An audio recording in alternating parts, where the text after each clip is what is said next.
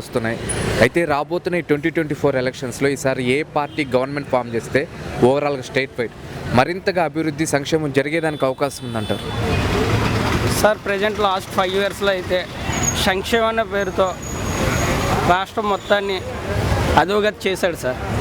Present జాబులు కానీ ఈ పని చేసుకున్న వాళ్ళకి ఇసుక మాఫియాతో సహా ప్రతి ఒక్కరు పొట్ట కొట్టారు సార్.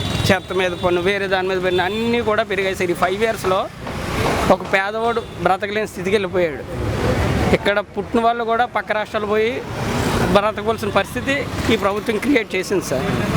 నెక్స్ట్ అనేది మనకి అలయన్స్ వస్తేనే, ఇప్పుడు ముగ్గురు కలిశారంటే ఒక దుష్టశక్తిని మనం ఎదుర్కోవాలంటే 4-5 కలాలి. ఆ విధంగానే వీళ్ళు కలిశారు.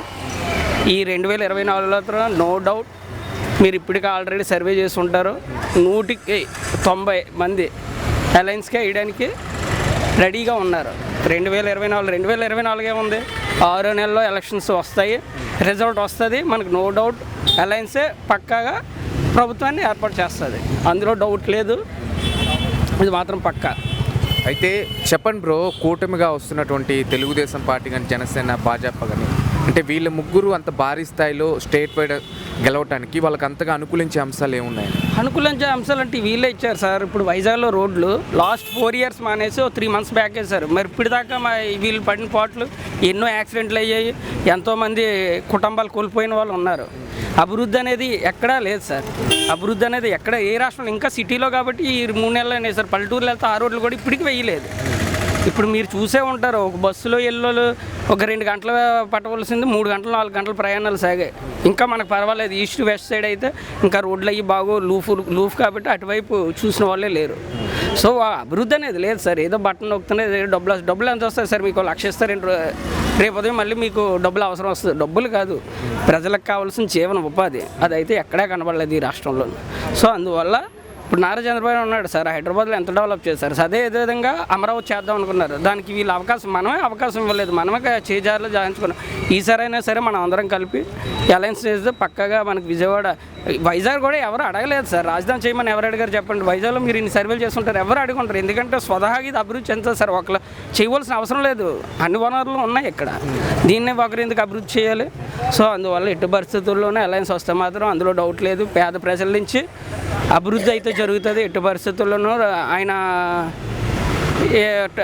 ఈ ఐడియా లేదు, కానీ ఆయనకు ఒక విజన్ ఉన్నది సార్. రానున్న 10 ఇయర్స్లో ఇలా చేద్దాం ఒక విజన్ ఉన్నది. అలాంటి విజన్ లేదు కదా. ఇక్కడ ఇన్ఛార్జీలు వచ్చి ఎక్కడోళ్ళు తీసుకొచ్చి వైజాగ్ ఇక్కడ ఇన్ఛార్జ్ చేస్తారు, ఇక్కడ ఇన్ఛార్జీలు లేరేటి సార్. భూములు కబ్జాలు, అన్నీ కబ్జాలు సార్. ప్రజెంట్ అయితే నాశనం చేస్తారు. ఒక 10 ఇయర్స్ బ్యాక్ వెళ్ళిపోయింది. సరే, ఇకపోతే రైట్ నో ఇప్పుడు మనం వైజాగ్ సిటీలో ఉన్నాం సార్. ఇక్కడ పార్లమెంట్ పరిధి నుండి తెలుగుదేశం పార్టీ తరఫున భరత్ గారు పోటీ చేస్తున్నారు, అలాగే వైసీపీ పార్టీ నుండి బొత్స ఝాన్సీ గారు పోటీ చేస్తున్నారు. అయితే వీళ్ళిద్దరిలో ఎవరికి విజయ అవకాశాలు ఉన్నాయని మీరు అనుకుంటున్నారు? ఎందుకని? ఎందుకనంటే భరత్ గారికి ఉన్నాయి సార్. ఒక ఎడ్యుకేషన్ పరంగా కానీ అన్ని విధాలుగా ఆయన లక్ష్మి గారితో పోలిస్తే కొంచెం ముందంజలో ఉన్నారు. అలాగే ఆమె విజయనగరం నుంచి ఇక్కడ వచ్చింది, లోకల్గా స్థానికంగా ఉన్న వాళ్ళకి బలంగా ఉంటుంది. అట్ ది సేమ్ టైము దీనికి అవగాహన ఉన్నది, అలాగే అవేర్నెస్ ఉన్నది. అభివృద్ధి ఎలా చేయాలనేది చదువుకున్న వాళ్ళకే కదా సార్. మనం చదువుకున్న వాళ్ళకి ఓట్లు వేస్తేనే రేపు ఉదయం అభివృద్ధి అనేది జరుగుతుంది సార్. అందులోనూ ప్రజెంట్ ఉన్న సిచ్యువేషన్లో అయితే భరత్ గారికి మెండుగా అవకాశాలు అయితే ఉన్నాయి సార్. చెప్పండి బ్రో, త్వరలోనే ఎలక్షన్స్ వస్తున్నాయి కదా. అయితే రాబోతున్న 2024 ఎలక్షన్స్లో ఈసారి ఓవరాల్గా స్టేట్ వైడ్ ఏ పార్టీ గవర్నమెంట్ ఫామ్ చేస్తే మరింతగా అభివృద్ధి సంక్షేమం జరిగేదానికి అవకాశం ఉందంటారు? మళ్ళీ చంద్రబాబు నాయుడు కానీ పవన్ కళ్యాణ్ కానీ వస్తేనే కుర్రాలకు ఉద్యోగాలు. నెక్స్ట్ ఏ జాబులు రావాలన్నా చంద్రబాబు నాయుడు రావాలన్నా, అంతే. అయితే చెప్పండి బ్రో, రైట్ నో మనం ఇప్పుడు వైజాగ్ సిటీలో ఉన్నాం. ఇక్కడ పార్లమెంట్ పరిధిలో తెలుగుదేశం పార్టీ నుండి భరత్ సార్ పోటీ చేస్తున్నారు, అలాగే వైసీపీ పార్టీ నుండి బొత్స ఝాన్సీ గారు పోటీ చేస్తున్నారు కదా. వీళ్ళిద్దరిలో ఎవరికి ఎక్కువగా విజయ అవకాశాలు ఉన్నాయని మీరు అనుకుంటున్నారు? ఎందుకని? మ్యాక్సిమం తెలుగుదేశం నుంచే అతని పేరు భరత్ గారికి అన్న. ఎందుకంటే తెలుగుదేశం అన్న ఆల్మోస్ట్ చెప్పాను కదా, వైఎస్ఆర్ నుంచి వస్తే ఎవరు వచ్చినా డెవలప్మెంట్ అనేది ఏం జరగదు.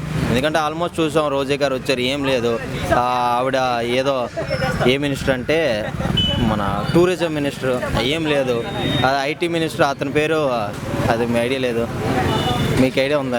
అని ఐటీ అమర్నాథ్ గారు, ఆయన వచ్చినా ఏం జరిగేది లేదన్నా. కొత్తగా ఈయన వస్తే ఆయన పేరు భరత్ గారు వస్తే ఏమైనా కొత్త జరుగుతుందని ఆయనకే ఓటేస్తాం. నేను 10 మందికి చెప్తా ఆయనకే ఓటేయమని. నేను వేస్తా, ఇంకొకరికి చెప్తా. కాకపోతే ఇక్కడ వచ్చేసరికి లోకల్ వచ్చేసరికి బీజేపీ మా విష్ణు కుమార్ రాజు వాళ్ళకే వేస్తాం అన్నమాట. ఆయన తర్వాత ఇంకా భరత్ గారికి ఓటేస్తాం. ఆయన వస్తే కొత్త మార్పు, కొత్త తరం. జగన్ వస్తానన్నారు, ఒక అవకాశం ఇచ్చాం, ఏం లేదు. ఇప్పుడు కొత్తగా వీళ్ళు ఎవరు వచ్చినా కొత్తగా ఏదైనా జరుగుతుందని ఒక చిన్న హోప్ అంతే. పవన్ కళ్యాణ్ రావాలని మా ఆశ. అయితే చెప్పండి బ్రో, ఎమ్మెల్యే కాన్స్టిట్యున్సీకి సంబంధించి ఇక్కడ తెలుగుదేశం పార్టీ నుండి ఆనంద్ బాబు గారు కానీ, అట్లాగే వైసీపీ నుండి ఘనా బాబు గారు పోటీ చేస్తున్నారు కదా, వాళ్ళిద్దరి యొక్క విజయ అవకాశాలు ఎట్లా ఉన్నాయి? ఎవరన్నా ఎమ్మెల్యే? అంటే ఎమ్మెల్యే కాన్స్టిట్యున్సీ నుంచి ఇక్కడ తెలుగుదేశం పార్టీ ఆనంద్ బాబు గారు చేస్తున్నారు కదా, అట్లాగే వైసీపీ నుండి ఘనా బాబు గారు చేస్తున్నారు కదా, వాళ్ళిద్దరి పరిస్థితి ఎట్లా ఉంది? ఏం ఐడియా లేదన్న వాళ్ళిద్దరికి ప్రెజెంట్ అయితే. సరే, ఇకపోతే తెలుగుదేశం పార్టీ ఎంపీ క్యాండిడేట్ అయిన భరత్ సారు స్థానికుడు ఉండటం వల్ల ఎంతవరకు అది బెనిఫిట్ ఉండేదానికి ఛాన్స్ ఉందంట? ఇప్పుడు వైసీపీ నుండి బొత్స ఝాన్సీ గారు విజయనగరం నాన్ లోకల్, అది భరత్ గారికి ఎట్లా ప్లస్ అయ్యేదానికి ఛాన్స్ ఉందంట? ఆయన గురించి ఆల్మోస్ట్ లోకల్ అందరికీ తెలుస్తుంది కదన్న. ఆయన ఎలాంటి వాళ్ళు, ప్రీవియస్లో ఎలా పనిచేశారు, సమ్ లోకల్ పీపుల్ అంటే పనిచేసే వాళ్ళతో కానీ పక్క వాళ్ళతో ఎలా ఉంటారని ఆల్మోస్ట్ అందరికీ తెలుస్తుంది. ఆయనతో పాటు ఆయన ఇంకో నలుగురు చెప్తారు, అర్థం అవుతుంది. కాబట్టి ఆయనకి మ్యాక్సిమం ప్రిఫరెన్స్ ఇస్తారు. ఆ లక్ష్మి గారు అనేది ఇక్కడ కాదు, ఆవిడ ఎలాగుంటారు ఏంటనేది ఇప్పుడు నీకు తెలిసి ఉండొచ్చు. విజయనగరం నీది అయి ఉంటుంది, ఇక్కడ ఓటేయలేరు కదా. ఇక్కడ నాకు మాత్రం ఆవిడ గురించి తెలియదు, ఆయన గురించి తెలుసు. కాబట్టి నేను మ్యాక్సిమం ప్రిఫరెన్స్ ఆయనకి ఇస్తాను, ఆయనకి ఓటేస్తాను. రాబోతున్న ఈ 2024 ఎలక్షన్స్లో ఈసారి ఓవరాల్గా స్టేట్ వైడ్ ఏ పార్టీ గవర్నమెంట్ ఫామ్ చేస్తే మరింతగా అభివృద్ధి సంక్షేమం జరిగేదానికి అవకాశం ఉందంట? కూటమి పార్టీతో అభివృద్ధి అవుతుందని చెప్పి అనుకుంటున్నాం. కూటమే లీడ్ చేద్దని చెప్పి అనుకుంటున్నాం. అంటే ఏంటి సార్, కూటమి మీద మీకు అంత బలమైన నమ్మకం ఏంటి? అట్లాగే ఓవరాల్గా స్టేట్ వైడ్ కూటమి పార్టీ రూలింగ్లోకి రావడానికి వాళ్ళకి అంతగా అనుకూలించే అంశాలు ఏమున్నాయి? మన లాస్ట్ 5 సంవత్సరాలు పెట్టి మనం చూస్తున్నాం కదా, కొద్దిగా డెవలప్మెంట్ గట్రా ఆగింది, రాజధాని గట్ట లేదు, దాంతో ఉద్యోగాలు గట్రా తగ్గిగా ఉన్నాయి. కాబట్టి కూటమిగా అవకాశం ఉంటుందని చెప్పి అనుకుంటున్నాం. అయితే రాబోతున్న ఈ 2024 ఎలక్షన్స్లో ఈసారి ఓవరాల్గా స్టేట్ వైడ్ ఏ పార్టీ గవర్నమెంట్ ఫామ్ చేస్తే మరింతగా అభివృద్ధి సంక్షేమం జరిగేదానికి అవకాశం ఉందంటారు? ప్రజెంట్ అయితే ఎన్డీఏ కూటమి అనేది మనకి వస్తే మనకు అభివృద్ధి అనేది సంక్షేమం అనేది వస్తుందని అనుకుంటాం. ఎందుకంటే మనం ఇప్పుడు చూసాం జగన్ ప్రభుత్వంలో మనం అమౌంట్ పంచుతారు తప్ప మనకి అభివృద్ధి అనేది అక్కడ లేదు. అదే మనకి ఎన్డీఏ కూటమి జనసేన, టీడీపీ, బీజేపీ వస్తే మనకి అభివృద్ధి అనేది వస్తుందని. అయితే చెప్పండి బ్రో, ఎన్డీఏ కూటమి అంటే కూటమియే గెలవటానికి అంతగా అనుకూలించే అంశాలు ఏమున్నాయి అని? మన లాస్ట్ టైం కూడా టీడీపీ పోయిందంటే 5% లోపే పోయిందన్న. అది ఈసారి అయితే మనకి 2 పొత్తులో ఉన్నాయి, అది 3 పొత్తులో ఉన్నాయి. మనకి లాస్ట్ టైం అభివృద్ధి అనేది లేదు. కాబట్టి ఇప్పుడు అభివృద్ధి పరంగా మనకి చంద్రబాబు నాయుడు గారు సీఎం అయితే బాగుంటుందని ప్రజలు కోరుకుంటారు. మీకు ఓవరాల్గా 5 ఏళ్లలో జగనన్న పరిపాలన ఎలా అనిపించింది? ఎలా అంటే ఏముందన్న, మనకి చదువుకునే వాళ్ళకి జాబులు లేవు, మనం చేసుకుందామన్నా పనులు కూడా లేవు. మన డబ్బులు వేయడం తప్ప మనకు అభివృద్ధి అనేది ఎక్కడ కనిపించదు, అంతగా ఏం అనిపించలేదు. ఇప్పుడు ప్రజలు కూడా మార్పు కోరుకుంటానండి.